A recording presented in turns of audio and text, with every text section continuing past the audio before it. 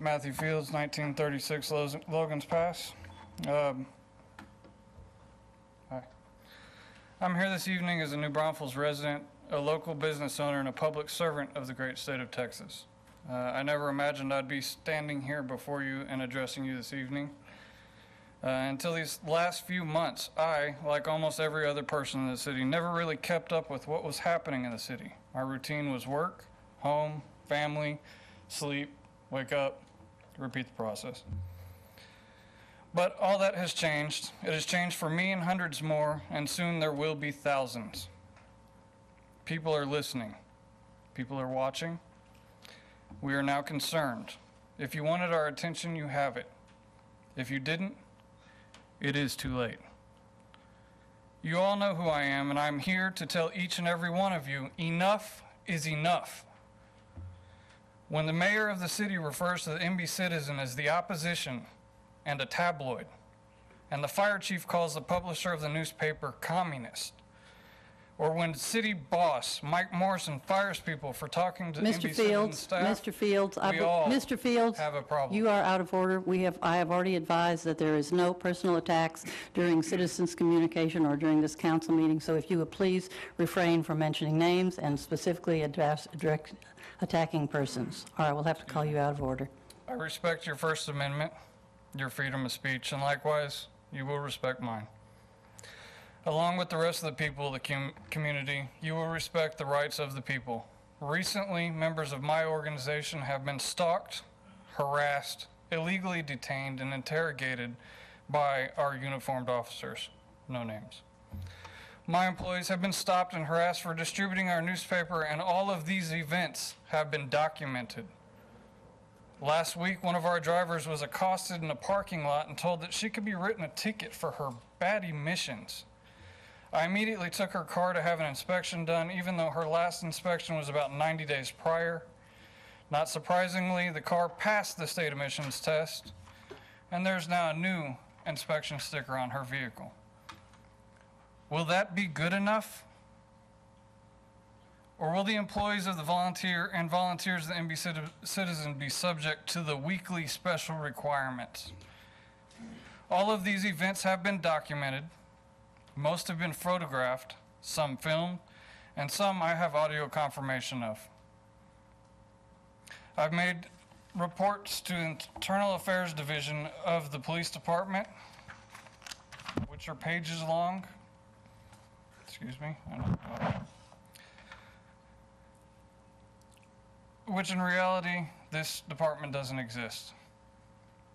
I am sure, much like Ethics Point is set up, and so that any anonymous complaint can be properly addressed, these reports land on the desk of one individual who carries water. Just like the employees who have been ignored, fired, and harassed, I am sure we too will be ignored. And it will take the federal government to investigate the political corruption that we are unfortunate to have in our fair city.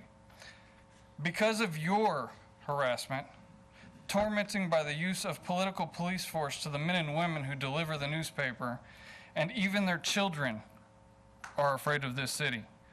A 16-year-old boy and a woman were terrorized by one of these officers, a 7-foot-tall, 300-pound giant. When he blocked in their car, called the paper trash, and told them there was charges filed against them. What kind of example are you setting for us? We will tell our story to the public and our readers, and it's because of your influence. It's because of your police force, your use of the police force to oppress and silence our freedom of speech. It is because you have chosen to use police powers and harass and torment us that we will no longer be distributing our paper to the homes in New Braunfels. You have made the NB Citizen employees terrified of the police. They are petrified of you. They want security cameras in their cars, on their homes, because they are afraid of what you might do. If this is the act of rogue cops, I ask that these officers be sought and reprimanded. But if it is indeed your order, Mr. Morrison, Sir, I urge you to step down. Everyone will know what is happening in this city. We will reach out to every media source in the United States and tell them our story, how a small town newspaper got beat down by the police for having the guts and the willpower to tell the truth. I close by saying, you have won this one battle, but the war is far from over and will be taken to a federal court where your influence has no weight and where the rights of the people are held in the highest regard and are protected. It is there where you will be judged by the U.S. Department of Justice, and it is there where action will be taken, which is the opposite of what is happening in the city of New Braunfels. So, keep kicking us down. We can take your abuse, but we will not stop, no matter how vehemently you attack us. You will never silence the people of this city again. Is there anyone else that would care to address council? Name and address, please. Mike Reynolds, 2118 Echo Hills Drive in New Braunfels. Last August, this body passed the ban on disposable containers on local rivers. I'm here tonight to ask you rhetorically, I know you can't answer, but was it worth it? Was it worth what you got for it? Back in August, your every move wasn't examined. Your emails were more or less private. The mayor didn't have her words transcribed and reprinted verbatim. Things have changed since August. Councilman Miranda's relationship with Ken Valentine would not have come to light, and Miranda would not have found himself the subject of a recall movement, albeit one less successful than Valentine's own recall. Councilman Ibarra's substantial real estate ties to the new thoroughfare plan would not have been the subject of any press scrutiny, but in all fairness, I haven't published those maps yet. Watershed manager Nathan Pence would not have had his credibility shattered with both his flawed river trash data examined and debunked and his deliberately misleading statements regarding ERIP printed in bold type for the entire community. Mr. Reynolds, excuse Yes, me, I would like to remind you that no personal attacks are allowed during this.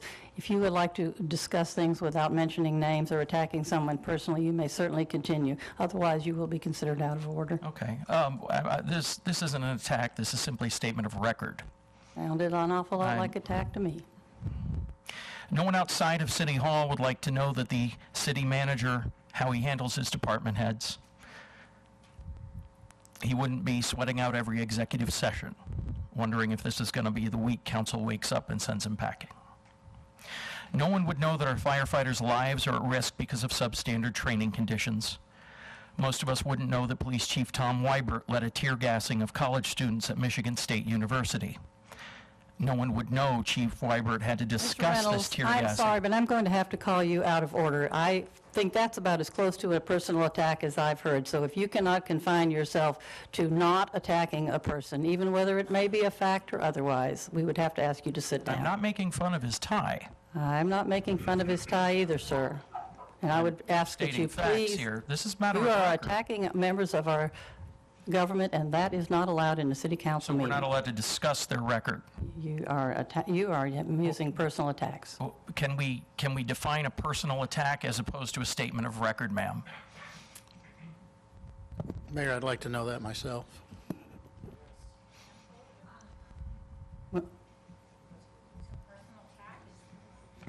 A personal attack, just by common definition, would be identifying an individual and trying to insult that individual, characterize them in a negative light. Whether it was a fact or otherwise.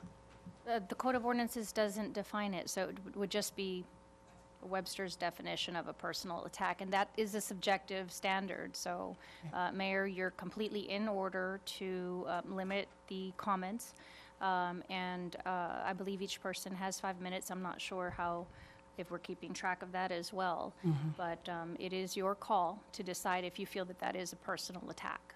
Okay. Would you please use a little discretion in your comments as you move forward, and we do have a 5-minute limit. I will try to conform to your standard. Thank you, I appreciate that. City staff would have continued to think they had no voice in city government. They would have remained quiet, rank and file police, fire, public works, and parks employees would not be writing me letters, sending me documents, or meeting me in San Marcos for lunch. It would not have been publicized that certain parcels of land along the Comal River are actually properties where tubers could, by state law, legally enter and exit the river, and not, as some residents would have liked the rest of us to believe, private property. And it certainly would have remained a closely guarded secret that the island at the headwaters of the Comal River is not private property intended for the use of neighborhood residents only, but actually public property that people have been getting chased off of illegally for decades. You would not be the subject of a pending racketeering suit in federal court with over 100 causes of action. You would not be up a group of residents that have dedicated nearly $1 million to hiring lawyers, private investigators, and other professionals whose sole purpose is to hold counsel accountable. The NB Citizen is merely the tip of the iceberg here. Mark McGonigal would not have been arrested if not for his political activism in this town and the founding of the newspaper that I publish. If any of you can sit there and tell yourselves that he would have been jailed had he never opposed the can ban, I admire your ability to tolerate cognitive dissonance. Our own employees have been the subject of police harassment on a ridiculous number of occasions, to the point where we're suspending home delivery of the NB Citizen. We can't deliver our paper without encountering police. The message is clear to us. Stop delivering this paper, or you'll answer to the police. McGonigal's arrest and the previous and subsequent delivery person harassment had the unfortunate side effect of putting our police department in a most negative light. And I don't think you even considered that was a possibility, because I don't believe you understand unintended consequences. You swing your fists and you stomp your feet, and you cannot believe that this is happening to you. But I wrote when we first got this thing starting that following the guy that lost, that was recalled over these very issues, was an incredibly bad decision. He will lead you to where you are now. And the funny thing is, they got you to do the heavy lifting and then got you, all of you, each of you, to take the punishment for it. You have all been had by these people. So I'll ask you again, was it worth it? Thank you. Anyone else?